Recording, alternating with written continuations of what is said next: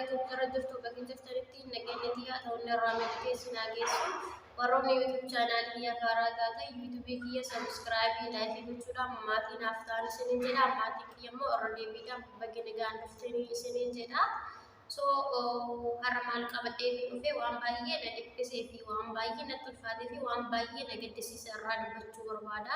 Innis maalinni akkuma waliin beeknu akkuma hundinuu beeku qabsoo dhiisuu yookaan hojii aartii dhiisuu artistii kabajamaa fi jaalatamaa artistii Kadir Martuu irraa dubbachuu barbaada.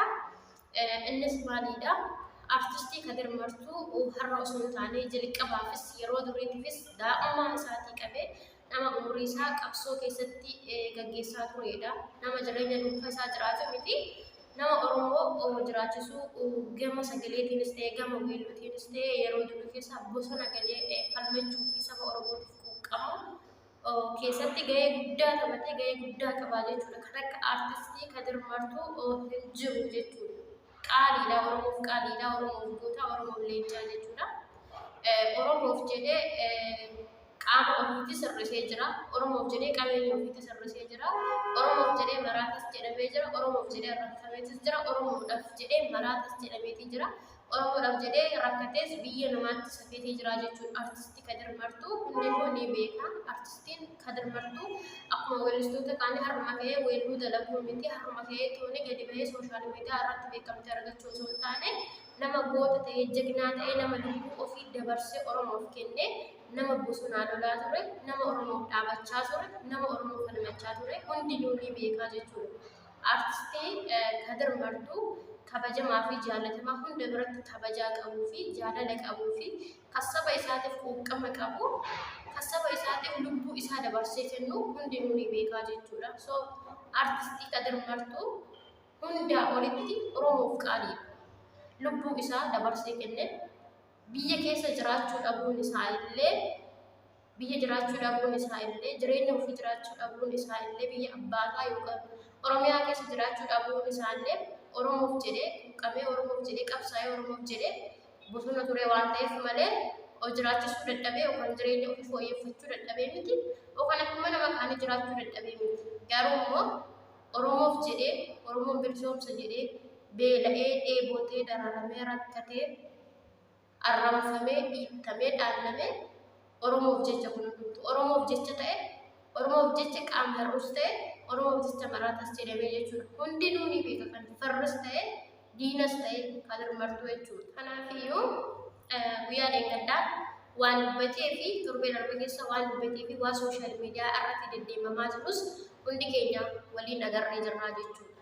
Maal jedhee maal dubbatee kan jedhu hundi keenya agarree warreen agarreefis immoo akka deemtanii ilaaltanii jechuudha. Maal jedhee artistii Kadir Martuu erga amantiin kiyya tuqame, erga amantiin kiyya xiqqeeffame, ani qabsoo Oromoo dhiisee, ani hojii aartii dhiisee jedhe.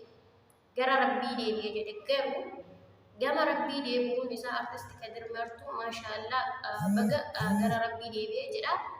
Garuu immoo osoo Oromoo tanaaf dhiittamee, Oromoo tanaaf qabsaa'ee, Oromoo tanaaf qaama irratee, Oromoo tanaaf arrabsamee, Oromoo tanaaf jibbamee tooniin har'a osoo Oromoon kaayyoo kaayyeeffate san galma hin gahin qabsoo Oromoo keessaa deemuun isaa baay'ee natti ulfaatallee baay'ee na azaazanallee jechuudha. Artistii Kadir Martuu weelluu isaas ta'ee gocha isaas ta'ee gahee guddaa taphatee Oromoodhaaf jechuudha. Shoora guddaa qabaa jechuudha. Kanaafiyyuu gara Rabbiin deemuun isaallee waan gaariidha. Garuu osoo Oromoon kun hin bilisoomin, odoo Oromoon kun karaa irra jiru kana galma hin gahin hojii aartii yookaan weelluu yookaan qabsoo Oromoo dhiisee jechuun isaa baay'ee na gaddisiisaa jechuudha akka kiyyaatti. Baay'ee na gaddisiisee baay'ee natti dhaga'ama. Garuu immoo qabsoo dhiisee mana taa'aa yookaan qabsoo dhiisee galaa osoo hin taane qabsoo dhiisee gara Rabbii deebi'ee tooni Rabbiin kadhaa gama Rabbiitiin qabsaa'aa jedhee dubbatee jira.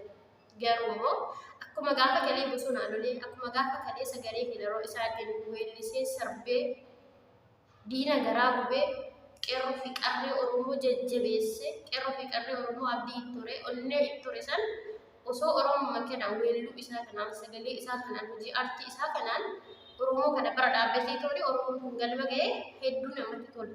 Garuu immoo Oromoof qabsaa'ee Oromoof irra ga'ee umurii isaa guutuu qabsootti umurii isaa fixuun ni beekama. Garuu umurii isaa kana guutuu Oromoof qabsaa'ee har'ammoo Oromoon osoo galma hin ga'in qabsoo keessaa deemuun isaa baay'ee nama gaddisiisa, baay'ee na gaddisiisa jechuudha kan kiyyaan. Kanaafiyyuu Rabbi irraa haa jaalatu, gara Rabbii deemuun isaatis gaariidha. Garuu immoo osoo galma hin ga'in gara Rabbiittis deemuun hin ulfaatadhee nama gaddisiisa. Kanaaf Rabbi irraa haa jaalatu. Bilisummaa inni itti arrabsamee, itti dhiittamee, itti jibbamee, itti dararame kanas immoo Rabbi haa agarsiisu, walumaan haa agarsiisu jedha. Kanaafiyyuu artistii Qadar Martuu hojii aartii dhiisuun isaa hedduu na gaddisiisa. Akka kiyyaatti baay'ee na gaddisiisa jechuudha.